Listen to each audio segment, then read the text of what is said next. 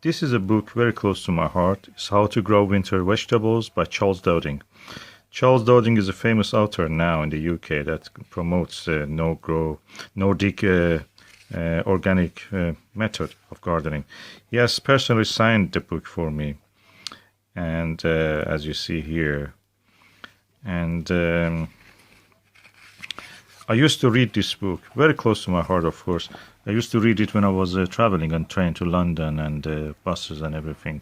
When I was traveling, just instead of looking out the window, doom and gloom of the London weather, I found very interesting stuff in this book. Always wanted to grow things in the winter beyond the traditional stuff that you grow, like Brussels sprouts and other things that people do. And I wanted to know, how can I do it better? I don't like to leave the land idle. In the UK, people have allotment. Allotment means a piece of land that you get from the council to grow or food for your family.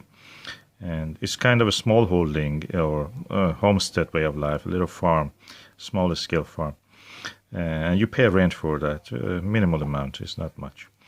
And you easily can earn more than what you pay for that by just growing and saving the money on this stuff.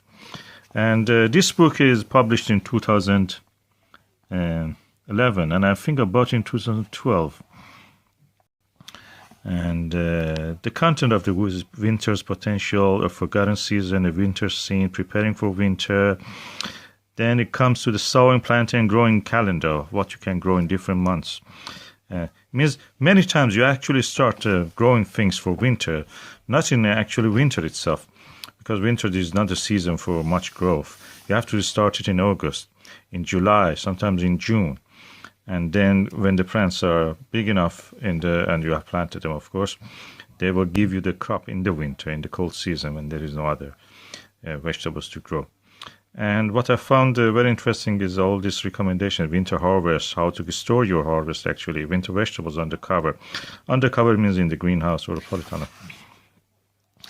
And yeah, it has all these sections that you see. And what is one of the most heartfelt information I found here was that it says during the late December to the early February, the plants practically stop growing.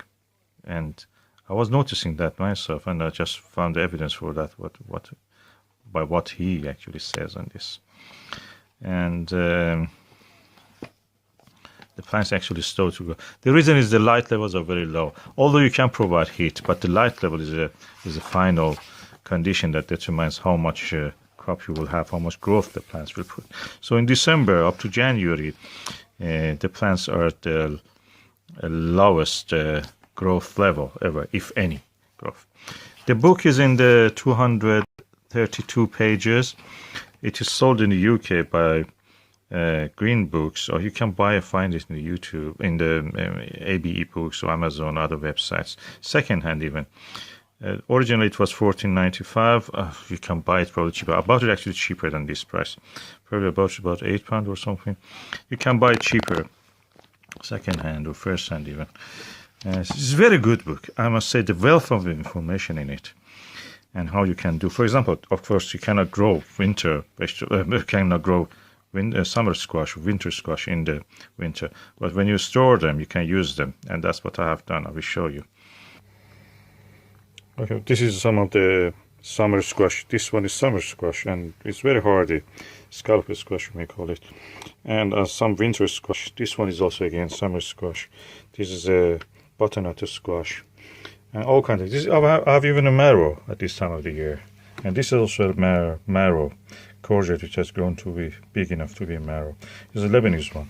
This is a stripy one, I think from Italy they are. And this is I think this is a Turk turban. I have it more than 1 year now. So these are the things that you can grow in the winter. And you grow in the summer, of course, and store them for the winter use. But if you have sown something earlier in the month, you can start to use them, harvest them during the cold months of the winter. And also during the winter, at this time of the year, January, December, you can actually grow other things, broad beans, you know that already.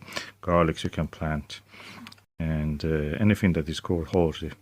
What I noticed is the good list of the companies that you can actually go and buy the good seats in the UK, of course.